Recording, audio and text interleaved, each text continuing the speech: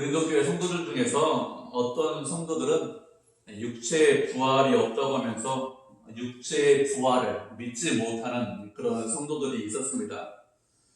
이런 성도들에 대해서 만약에 육체의 부활이 없다면 예수님께서 부활하셨는데 그렇게 육체의 부활이 없기 때문에 예수님께서 다시 사실 일도 없고, 만약에 그리스도가 다시 살아나지 못하셨다면 그러면 우리의 믿음은 아무것도 아니고 헛것이라고 했습니다. 또 우리는 죄의 용서를 받는 것이 아니라 여전히 부활하지 못하기 때문에 죄의 용서, 죄 가운데 있을 것이고 죄 용서를 받지 못했을 것이고, 그리고 부활을 믿는 우리들이 이 세상에서 가장 불쌍한 자다, 이렇게 사도 바울이 우리를 가장 불쌍한 사람이다 이렇게 이야기를 하고 있습니다. 이렇게 육체의 부활이 없다면 그러면 우리는 아무것도 아니고 우리의 믿음도 헛것인데, 20절부터는 예수 그리스도가 부활하셨다는 것을 확실하다는 것을 증거를 하고 있습니다. 20절을 보면 그러나 이렇게 말씀을 시작하고 있습니다. 그러나 라는 내용은 앞에 있는 내용과 뒤에 있는 내용이 반대될 때 그때 사용하는 접속사에서 어떤 사람이 부활이 없다고 합니다. 그런데 그렇게 부활이 없다고 하는 사람들에 대한 하나님의 대답이 무엇이냐면 그러나입니다. 그러나 이제 예수 그리스도께서 죽은 자들 가운데서 다시 살아나셔서 잠자는 자들의 첫 열매가 되셨다는 것, 이것이 하나님의 대답입니다. 세상 사람들은 부활이 없다고 합니다. 죽은 자가 다시 살아나지 못한다고 합니다. 어떻게 그런 일이 있을 수 있느냐 이렇게 말을 합니다. 그런 세상 사람들의 생각, 그런 반응에 대해서 그러나 하나님께서는 그렇게 말씀하시지 않으셨습니다. 예수님께서 다시 사셨고 그리고 잠자는 자들의 첫 열매가 되셨습니다. 이것이 하나님의 말씀이죠.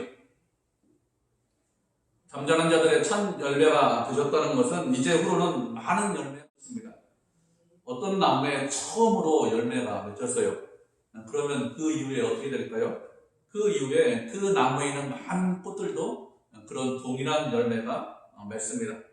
처음 열매가 맺었다는 것은 앞으로 동일한 열매가 맺는다는 그런 약속이 되는 것이죠.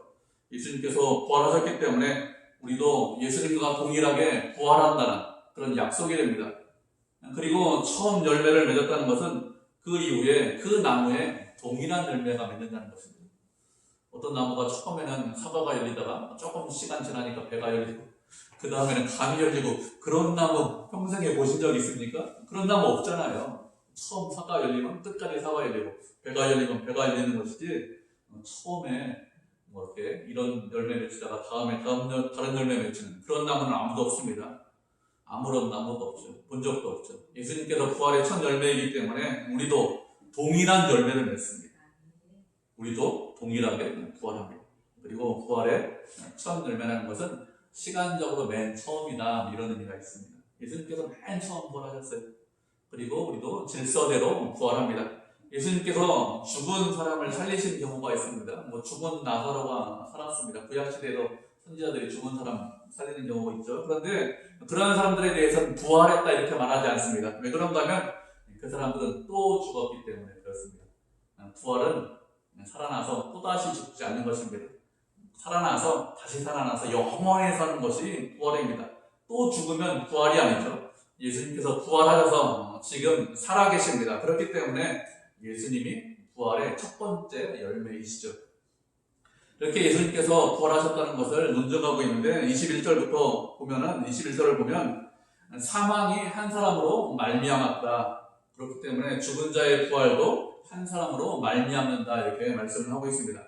아담 안에서 모든 사람이 죽은 것 같이 그리스도 안에서 모든 사람이 삶을 얻고 생명을 얻습니다. 우리가 말씀 나눈 구절 살펴보도록 하겠습니다. 로마서 5장 12절입니다. 로마서 5장 12절 한 절입니다. 신약성경 245페이지네요.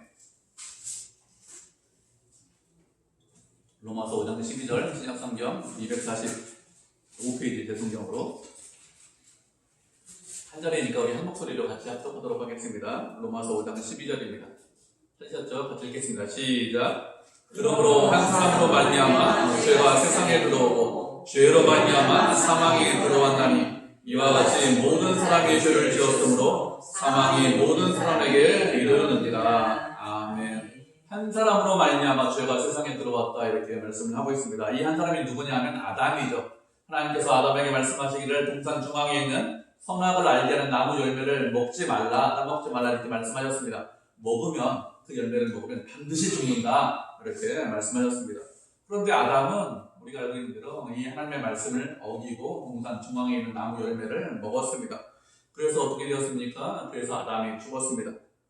아담이 혼자 죄를 범했기 때문에 아담 혼자만 죽으면 그만 아닙니까? 이렇게 생각할 수 있습니다. 그런데 그 아담의 죄로 인해서 어떻게 되었습니까? 죄가 세상 안으로 들어왔다고 했습니다. 그 죄로 인해서 우리가 죽는 것이죠. 사망을 우리가 왜 죽느냐? 모든 사람이 죄를 지었기 때문에 죽습니다. 그러면 우리가 이렇게 말을 할 수 있습니다. 하나님, 저는 선악을 알게 하는 나무의 열매를 먹지 않았습니다. 그건 아담이 먹은 거니까 아담 혼자만 죽으면 되지. 왜 저도 그것 때문에 상황이 들어와서 저도 왜 죽어야 됩니까? 이렇게 얼마든지 말할 수 있지 않겠습니까? 그런데 아담이 하나님과 언약을 맺었는데 이 언약은 모든 인간을 대표로 해서 아담이 언약을 맺은 것입니다. 예를 들면 이런 거예요. 예전에 우리나라를 일본에 팔아먹은 사람들이 있습니다. 보통 우리가 알고 있는 대로 하면 을사오적이다 이렇게 보통 이야기를 하잖아요. 뭐 이완용이냐, 뭐 박재순이냐, 뭐 이종 이런 사람들이 우리나라를 대표해서 일본 사람들과 조약을 맺었습니다. 그래서 어떻게 되었어요? 우리가 식민지 백성이 되었습니다. 나는 뭐 조약을 체결한 적도 없고 가본 적도 없고 나는 일본에 나라 파는 것도 반대하고 또 내가 대표로 나갔으면 넘기지도 않고 팔지도 않았을 건데 그런데 그 대표들이 나가서 나라를 팔았습니다.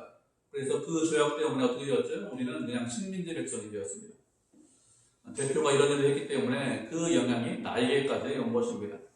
아담이 언약을 맺은 것도 모든 인간의 대표로, 모든 인류의 대표로 언약을 맺은 것이죠. 말씀에 순종하겠습니다. 말씀대로 살겠습니다. 이렇게 언약을 맺었는데 그 대표가 언약을 어겼습니다. 그래서 어떻게 되었죠? 모든 사람이 언약을 어긴 것이 되었습니다. 아담 안에 있는 모든 사람들, 우리들이 그래서 죄의 대가로 죽는 것입니다. 아담이 대표이기 때문에 그렇죠. 이렇게 한 사람 때문에 모든 인간에게 사망이 들어왔습니다. 그렇기 때문에 부활도 한 사람 때문에 들어오는 것이죠. 누구 때문에 우리가 부활할 수 있습니까? 예수님 때문에 우리가 부활할 수 있습니다. 예수님이 우리의 또 다른 대표이기 때문에 그렇습니다.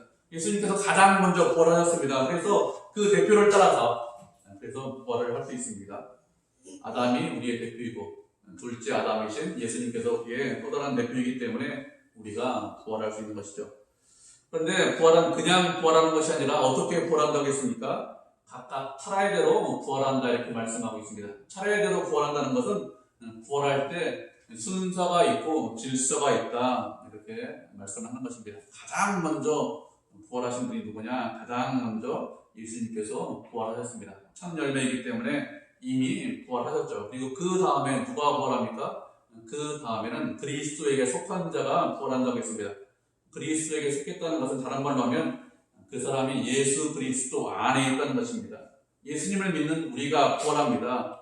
예수님을 믿는 우리가 부활하는데 언제 그러면 우리가 부활할까요? 우리가 부활하는 것은 그리스도가 강림할 때 부활한다고 했습니다.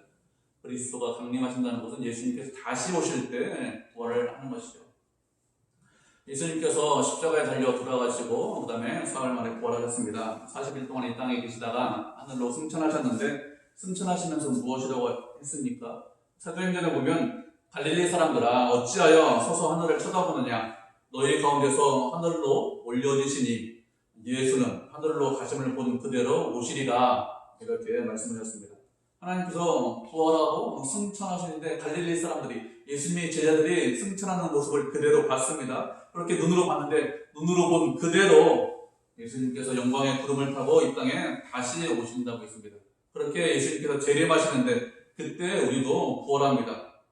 예수님께서 강림하실 때 성도들이 부활하기 때문에 성도들이 죽은 것에 대해서 성경에서 무엇이라고 말을 하고 있습니까?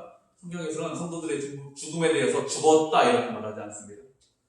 죽었다 말하지 않고 잠을 잔다 이렇게 표현을 하고 있습니다. 왜 그런 식으로 잠을 잔다고 표현하는가 하면 잠을 자는 사람은 반드시 깰 때가 있기 때문에 그렇습니다. 잠자는 사람이 반드시 깨듯이 우리도 죽은 것이 아니라 잠을 자는 것처럼 자고 있다가 다시 깨고 다시 살아난다는 것입니다. 그래서 죽었다 이렇게 표현하지 않고 잠을 잔다 이렇게 표현하는 것입니다. 세상 사람들은 부활이 없다고 합니다. 죽으면 끝이라고 합니다. 그런데 그것은 세상의 논리고 세상의 철학이고 세상의 풍조입니다. 세상은 진리가 무엇인지 알지 못하기 때문에 그런 말을 하는 것이죠. 하나님께서는 그렇게 말씀하시지 않았습니다. 그러나 이렇게 말씀하셨습니다. 하나님께서는 그러나 그리스도 안에 있는 자가 예수님께서 강림하실 때 그때 부활한다 이렇게 말씀하셨습니다. 그렇기 때문에 우리는 어떻게 될까요? 하나님의 말씀을 믿고 그리스도 안에 있어야 됩니다. 예수님께서 내 죄를 위해서 십자가에 달려 돌아가시고 사흘 만에 부활하셨다는 것을 우리가 믿고 받아들여야 되겠죠. 그것을 인정하고 우리를 구원하신 그 예수님과 늘 함께 있어야 합니다. 그러면 그리스도 안에 있으면 우리가 부활합니다. 어디 있어야 된다고요? 그리스도 안에 있어야 되고 그리스도와 함께 있어야 됩니다. 그러면 부활합니다. 그렇지 않으면 그리스도 밖에 있으면 그리스도와 나와 아무런 상관이 없는 사람이 된다면 그 사람은 부활할 수 없죠. 그렇기 때문에 우리는 언제나 그리스도 안에 있어야 됩니다. 그리고 24절에서 무엇이라고 했습니까? 그 이후에는 그가 모든 통치와 모든 권세와 능력을 멸하시고 나를 아버지 하나님께 바칠 때다 이렇게 말씀을 하고 있습니다. 예수님께서 강림하실 때 우리가 부활하는데 그렇게 부활한 이후에 그 이후에는 어떻게 될까요? 모든 통치와 모든 권세와 모든 능력을 멸하시고 나라를 아버지 하나님께 바친다 이렇게 말씀하고 있습니다. 모든 통치와 모든 권세와 모든 능력을 멸하신다는 것은 예수 그리스도를 대적하고 예수 그리스도와 상관이 없다고 하고 예수님을 나의 주님이라고 생각하지 않고 부인하는 모든 통치와 권세와 능력 모든 사람들을 멸하신다는 것입니다. 예수님께서는 이렇게 당신을 부인하는 모든 사람들을 멸하실 것입니다. 그렇게 모든 것들을 다 멸하시는데 맨 마지막에 멸망받을 원수가 무엇인가 하면 맨 마지막에 멸망받을 원수가 사망이라고 했습니다. 우리는 지금 구원받았습니다. 주님과 함께 있죠. 그런데 이 땅에서 사는 우리는 죽습니다. 안 죽지 않아요. 왜 죽을까요? 우리의 영혼은 주님과 늘 함께 있기 때문에 우리의 영혼은 죽지 않습니다. 그런데 우리의 몸은 죽습니다. 왜 우리의 몸이 죽을까요? 왜 우리의 몸이 죽는가 하면 우리의 몸에 죄가 있기 때문에 그렇습니다. 우리의 몸에 죄가 있기 때문에 죄로 인해서 사망이 우리 몸에서 왕노릇합니다. 우리 영혼은 이미 구원받았습니다. 그렇지만 우리의 육체까지 완전히 구원받았느냐? 그렇지 않습니다. 우리의 육체는 완전히 구원받지 못했습니다. 우리가 하나님께서 우리를 구원하신다고 했는데 그 구원받았다는 것, 구원하셨다는 것은 우리의 영혼만 구원하셨다 이런 뜻이 아닙니다. 우리의 육체까지 완전히 구원하신다 이런 뜻입니다. 그런데 우리의 육체는 언제 구원받는가 하면 주님께서 다시 오시면, 주님께서 강림하시면 구원받습니다. 그 전에는 우리의 몸에 여전히 죄가 있고 그 죄로 인해서 우리 몸에서 사망이 왕노릇합니다. 그래서 우리의 몸이 죽는 것입니다. 그런데 예수님께서 다시 오시면 우리 몸을 지배하고 있는 사망을 완전히 멸망시키실 것입니다. 우리가 말씀 한 구절 살펴보도록 하겠습니다. 요한계시록 20장 12절부터 15절까지 말씀입니다. 요한계시록 20장 12절부터 15절 신약성경 419페이지네요. 대통령으로 맨 마지막에 요한계시록 신약성경 맨 마지막이죠. 20장 12절부터 15절까지입니다. 한 절씩 교독하도록 하겠습니다. 요한계시록 20장 12절부터 15절까지 한 절씩 교독하죠. 네 절이니까 제가 먼저 읽겠습니다. 20장 12절 먼저 읽겠습니다.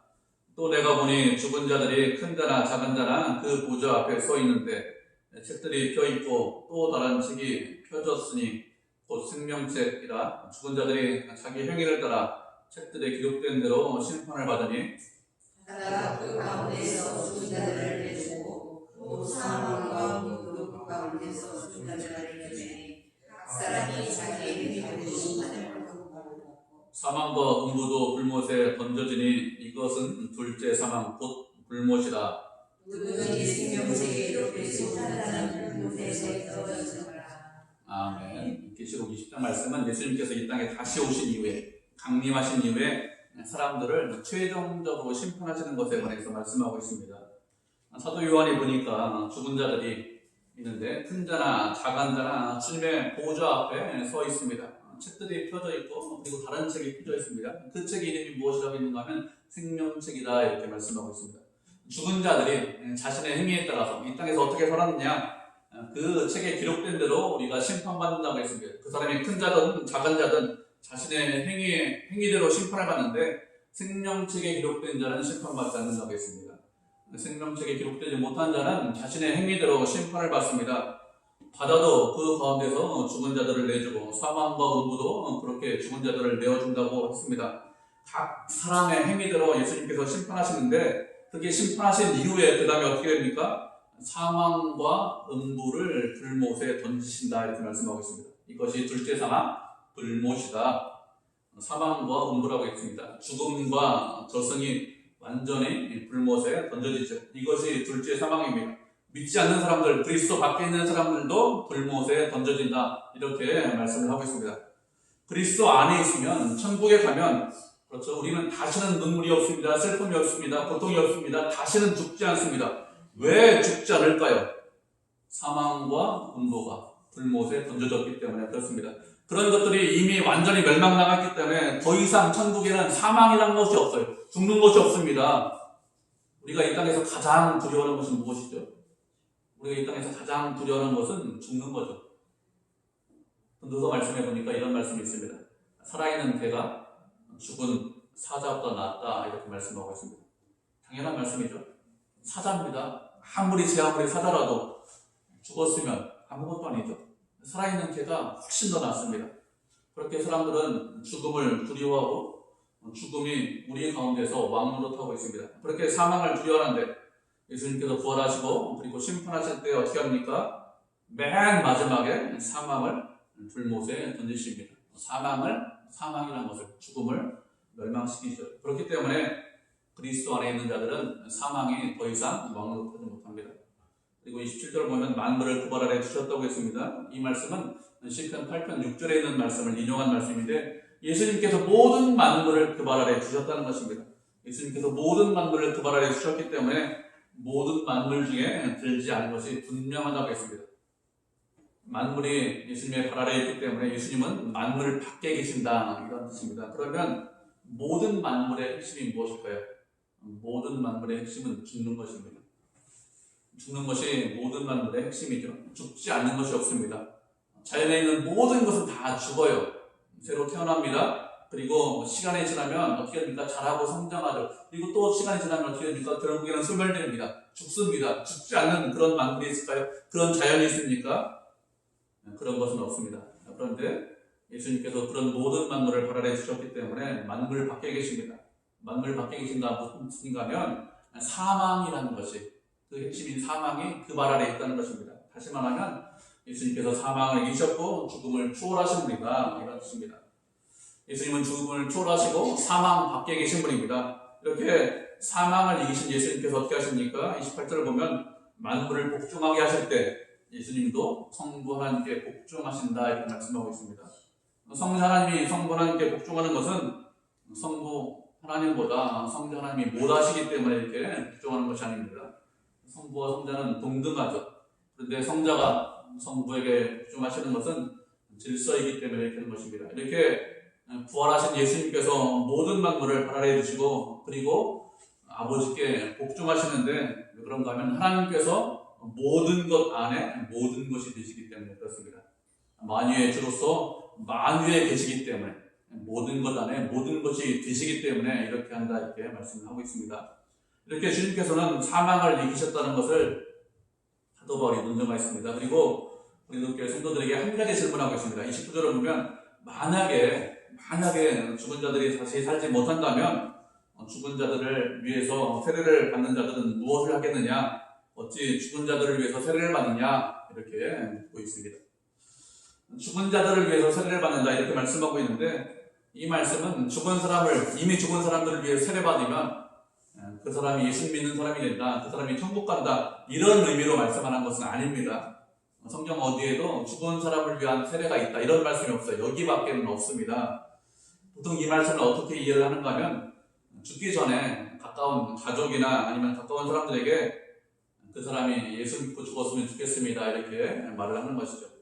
그렇게 예수 믿고 세례받으면 나중에 부활해서 우리가 다 함께 있을 수 있으니, 그러니 예수 믿고 세례받으라고 했습니다. 죽기 전에 유언처럼 그렇게 유언처럼 남겼는데, 그리고 죽었는데, 그런 소리를 듣는 사람들 중에서 어떤 사람들은 예수님을 믿지 않았겠죠. 믿지 않은 사람들이 나중에 그 유언을 생각하고 세례를 받는 것을 말하는 것입니다. 이 사람들은 나중에 천국에 가서 가족과 함께 할 거야. 나는 가까운 사람과 내가 사랑하는 사람과 같이 있을 거야. 그런 소망으로 세례를 지금 받고 있는 것인데, 만약에 육체의 부활이 없다면 이렇게 세례받는 것이 무슨 의미가 있겠느냐, 이렇게 묻는 것이죠. 육체의 부활이 없다면 죽은 사람들과 함께 하겠다는 그런 마음을 가지고, 그런 소망을 가지고 그렇게 세례를 받는데, 어떻게 그렇게 부활이 없는데 죽은 사람과 함께 할 수 있겠느냐? 부활이 없는데 어떻게 함께 할 수 있겠습니까? 그렇게 할 수 없죠. 그렇게 세례받는다는 것이 앞뒤가 맞지 않는다, 모순이다, 이렇게 말을 한 것입니다.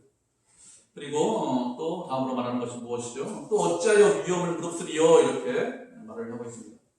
이 말씀은 부활이 없다면 위험을 무릅쓸 필요가 없다는 것이죠. 부활이 없습니다. 이 세상이 전부인데 누가 위험을 무릅쓰고 복음을 전할까요? 아무도 그런 사람이 없겠죠. 그런데 복음을 들은 사람들은 죽음을 무릅쓰고 위험을 무릅쓰고 복음을 전했습니다. 그 당시 사회는 로마가 세상을 지배하던 그런 사회입니다. 그리고 로마의 황제인 가이사가 신이다, 이렇게 말을 하고 추앙을 하던 세상입니다. 그리고 가이사가 신이라고 말하지 않으면 그러면 죽어야 되는 그런 사회고 그런 문화였습니다. 그런데 많은 사람들이 가이사가 신이다 이렇게 말하지 않고, 예수님께서 참 신이시고 예수님이 참 하나님이고 예수님께서 부활하셨고 예수님을 믿어야 구원받는다, 이렇게 죽음을 무릅쓰고 복음을 전했는데, 부활이 없다면, 이 세상이 전부라면 누가 그렇게 할까요? 아무도 그렇게 하지 않죠. 그렇게 할 이유도 없습니다. 세상이 전부인데 왜 그렇게 자기의 아까운 목숨을 걸릴까요? 예수님께서 부활하셨기 때문에 목숨을 걸고 복음을 전하는 것입니다. 그렇게 목숨을 걸고 복음을 전한 사도 바울이 31절에서 무엇이라고 합니까? 자신이 그리스도 안에서 자랑할 것이 있다고 했습니다. 무엇을 자랑하는가 하면 그리스도 안에서 날마다 죽는 것을 자랑한다고 했습니다. 날마다 그리스도 안에서 죽는다, 무슨 뜻일까요? 날마다 죽는다는 것은 복음을 전하는 것으로 인해서 날마다 위험과 함께하고 날마다 죽음과 함께한다, 이런 뜻입니다. 우리가 말씀을 한 것을 보도록 하겠습니다. 고린도후서 11장 23절로 27절입니다. 고린도후서 11장 23절로 27절, 신약성경으로 대성경으로 297페이지네요. 한 절씩 교독하고 마지막 절을 합독하도록 하겠습니다. 고린도후서 11장 23절로 27절인데 23절 말씀 먼저 읽도록 하겠습니다. 그들이 그리스도의 일꾼이냐? 정신없는 말을 하거니와 나는 더욱 그러하도다. 내가 수고를 넘치도록 하고 옥에 갇히기도 더 많이 하고 매도 수없이 맞고 여러 번 죽을 뻔하였으니, 유대인들의 사실에서 하나 가만 말을 다섯 번 받았으며 3번 태장으로 맞고 1번 돌로 맞고 3번 파선하고 일주일을 깊은 바다에서 지냈으며, 여러분을 향하여서 강의 위험과 강물의 위험과 공기의 위험과 이방의 위험과 친의 위험과 강의 위험과 바다의 위험과 거짓 형제주의 위험을 당하고, 마지막 절 같이 읽죠. 또 수고하며 애쓰고 여러 번 자지 못하고 줄이며 목마르고 여러 번 굶고 춥고 헐벗었노라. 아멘. 사도 바울이 바른 복음을 전하는 것이 아니라 사람을 미혹하는 거짓 선지자, 거짓 사도들에게 말하기를, 그들이 그리스도의 일꾼이냐? 너희들이 정말 정신없는 말을 하는구나. 성도들을 미혹하고 엉뚱한 길로 가게 하는데 그들은 일꾼이 아니다. 그들은 사도가 아니다. 그들을 사도라고 생각하면 정신없는 말이다. 이렇게 말해서 그들이 일꾼이 아니라 사도 바울이 일꾼이라고 했습니다. 그래서 일꾼이기 때문에 어떤 삶을 살았을까요? 수고를 넘치도록 했다고 했습니다. 감옥에 가고 수도 없이 매도 맞고 여러 번 죽을 뻔했는데 40에 하나 감한 매를 5번이나 맞았다고 했습니다. 유대인들은 한 번 첫째도 때리는데 40대를 한꺼번에 때리지 않습니다. 왜 그런가 하면 40대를 한꺼번에 때리면 그 사람이 죽어요. 죽으면 안 되잖아요. 매 맞다. 그래서 39세까지만 때리지 않습니다. 그런데 그런 매를 5번이나 맞았다. 태장으로 3번 맞고 돌로 맞고 여러 번 위험에 처했습니다. 강의 위험과 강도의 위험과 동족의 위험과 이방인의 위험과 신의 위험과 광야의 위험과 바다의 위험과 여러 번 잠을 자지 못했다고 했습니다. 줄이고 목마르고 굶고 춥고 헐벗고 이런 일을 당했는데 이런 위험을 무릅쓰고 복음을 전하는 이유가 무엇일까요? 부활이기 때문에, 부활을 소망하기 때문에 복음을 전하는 것입니다. 부활이 없다면 누가 이런 위험을 무릅쓰고 복음을 전할까요? 이 세상이 전부인데 누가 이렇게 위험을 무릅씁니까? 아무도 그렇게 하지 않죠. 그리고 에베소에서 사람의 방법으로 맹수와 싸우지 않았다고 했습니다. 사람의 방법으로 맹수와 싸웠다면 무슨 유익이 있으리요? 이렇게 말을 하고 있는 것입니다. 이것은 에베소에서 실제로 맹수와 바울이 싸웠다 이렇게 말하는 것은 아닙니다. 고대 시대는 우리가 알잖아요. 검투사들이 있었습니다. 맹수와 싸우는, 사자와 싸우는 그런 죄수들이 있었는데 사도 바울이 죄수가 되어서 이렇게 사자와 싸웠다 이렇게 말을 하는 것이 아닙니다. 왜 그런가 하면 사도 바울은 로마 시민권자예요. 로마 시민권자는 아무리 큰 중죄를 져도 이렇게 검투사가 되는 그런 형벌은 받지 않았습니다. 바울이 이런 말하는 것은 바울을 괴롭히는 자들과 싸웠는데 인간적인 방법으로, 세상적인 방법으로 싸우고 대적하지 않았다는 것입니다. 만약에 인간적인 방법으로, 세상적인 방법으로 싸우고 대적했으면 무슨 유익이 있겠느냐 이렇게 말하는 것이죠. 왜 인간적인 방법으로 싸우지 않았을까요? 하나님 나라를 소망하고 부활을 소망하기 때문에 그렇습니다. 하나님 나라가 없다면, 부활이 없다면, 이 세상이 전부라면 그러면 세상적인 방법으로, 인간적인 방법으로 싸웠겠죠. 세상이 전부이기 때문에 이 세상에서 이겨야 되는 거 아닙니까?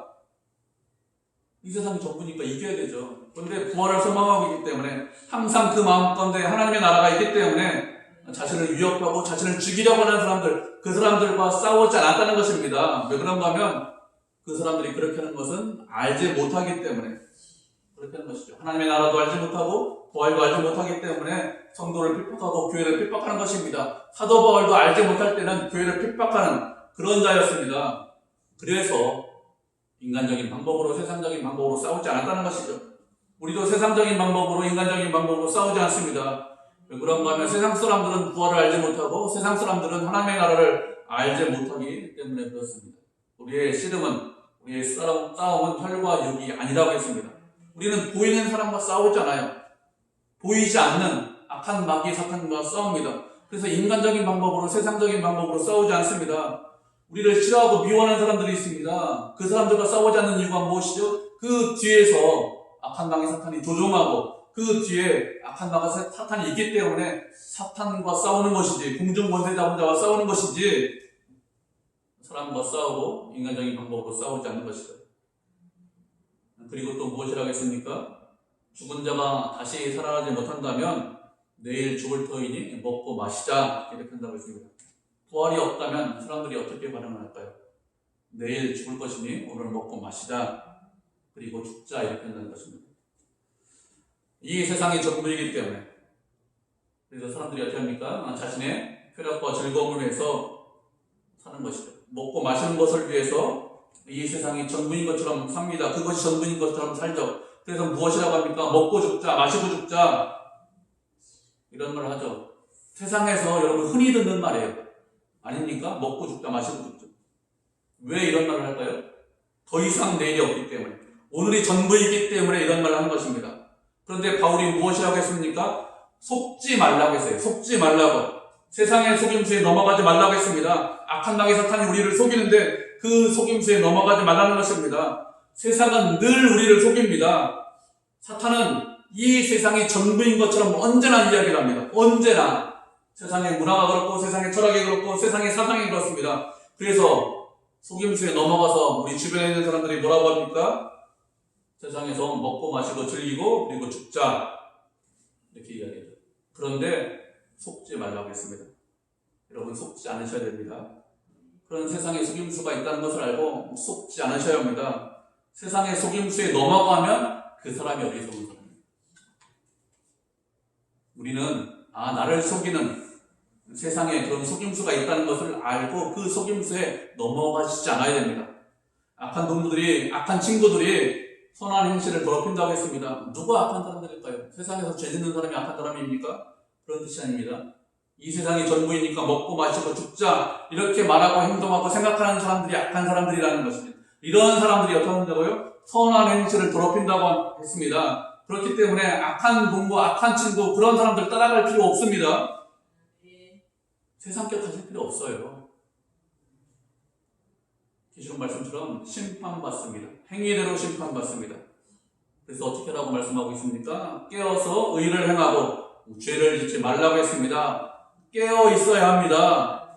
그래서 의를 행해야 됩니다. 악하게 사는 것이 아니라 거룩하게 살아야 되고 의롭게 살아야 합니다. 세상 사람들처럼 먹고 마시고 죽자 이렇게 하는 것이 아니라 의롭게 사셔야 돼요. 하나님 어떤 분이죠? 공의와 정의의 하나님이십니다. 그 하나님께서 의로우신 분이기 때문에 우리가 그 하나님을 따라가서 어떻게 됩니까? 우리도 의롭게 살아야 합니다. 거룩하게 사셔야 합니다. 그것이 하나님의 뜻이에요.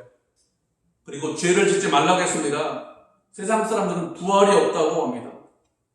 부활이 없기 때문에 세상이 전부이기 때문에 하나님의 나라에 대한 소망이 없기 때문에 악하게 살죠.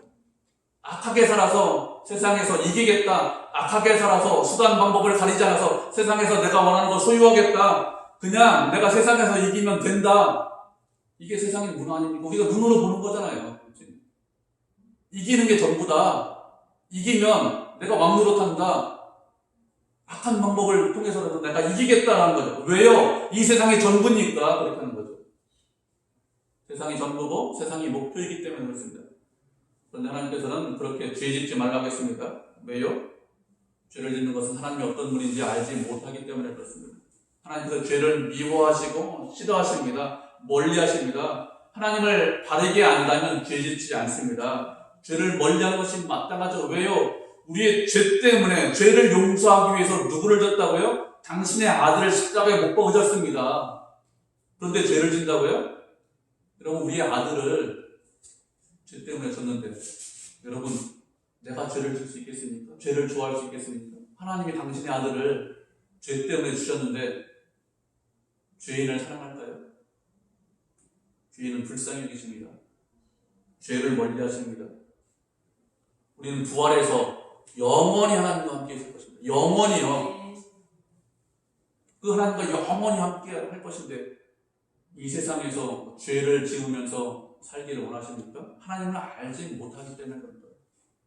만약에 부활이 없다면 내 마음대로 살아야 됩니다. 이 세상이 전부인데 죄 지면서 살아야 됩니다. 내 욕심껏 살아야 됩니다. 그런데 우리는 그런 사람들이 아닙니다. 죄를 지면서 사는 사람들이 아니라 부활을 소망하면서 사는 사람들이죠. 하나님의 나라를 바라보면서 살고 있습니다. 그렇기 때문에 주님의 뜻대로 거룩하게 살아야 됩니다. 순결하게 사셔야 됩니다. 영원을 준비하고 영원한 것을 바라보고 영원한 것을 소망하면서 사셔야 합니다. 예수님께서 부활하셔서 부활의 첫 열매가 되셨습니다. 우리도 예수님께서 강림하실 때 반드시 부활합니다. 그렇기 때문에 영원한 것을 바라보고 영원한 것을 소망하면서 이 땅에서 죄짓지 않고 하나님의 영광을 위해서 살고 믿음으로 살고 은혜로 사는 그런 믿음의 성도, 은혜의 성도가 되시기를 주님의 이름으로 축복을 드립니다. 아멘.